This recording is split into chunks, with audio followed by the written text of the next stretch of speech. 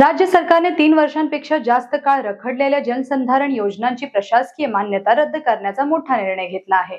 यामध्ये एकूण 903 प्रकल्प रद्द करण्यात आले असून त्यांची एकूण किंमत 197 कोटी 20 लाख रुपये इतकी आहे।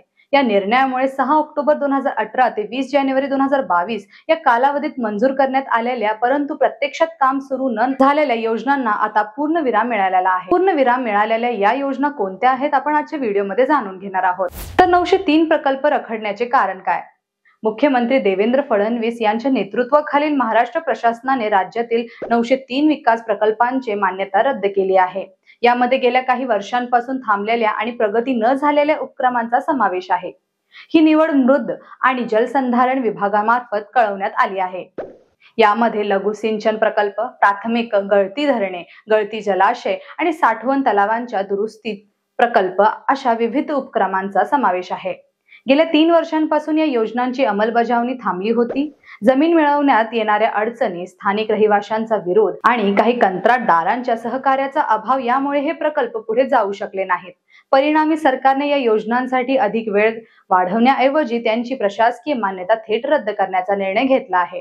या निर्णयामुळे निधीचा गैरवापर थांबण्यास मदत होईल आणि नवीन उपक्रमांसाठी ही मार्ग मोकळा होईल। सुधारित आराखडा तयार करणार। नैसर्गिक साधन संपत्ती आधारित राज्यातील ग्रामीण भागाचा आर्थिक विकास करणाऱ्यांच्या दृष्टीने मृद व जलसंधारण विभाग काम करतो। या विभागाकडे जलसंधारण, मृद संधारण, एकात्मिक पाणलोट विकास, लघु सिंचन, पडीक जमीन विकास यांसारख्या महत्त्वपूर्ण योजनांचे संनियंत्रण केले जात असल्याने विभागासाठी सुधारित बृहत आराखडा तयार करण्यात येणार आहे। नवीन सिंचन प्रकल्प तयार होणार। हा निर्णय शेतकऱ्यांना नवीन सिंचन प्रकल्पांच्या माध्यमातून लाभ मिळवून देण्यासाठीचा सकारात्मक टप्पा ठरणार असल्याचे जलसंधारण विभागाने स्पष्ट केले आहे। तर पाहूया कोणत्या जिल्ह्यांमधील योजना झाल्या रद्द।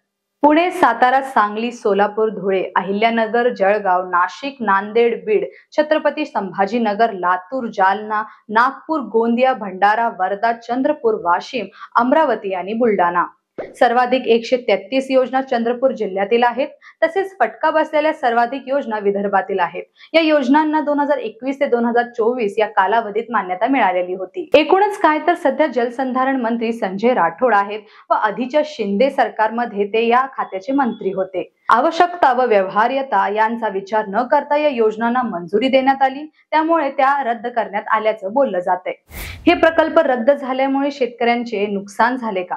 तुम्हाला काय वाटतं? कमेंट करून नक्की सांगा। व्हिडिओ आवडला असेल तर ट्रेंडी गप्पा या YouTube चॅनेलला सबस्क्राईब करायला विसरू नका। धन्यवाद।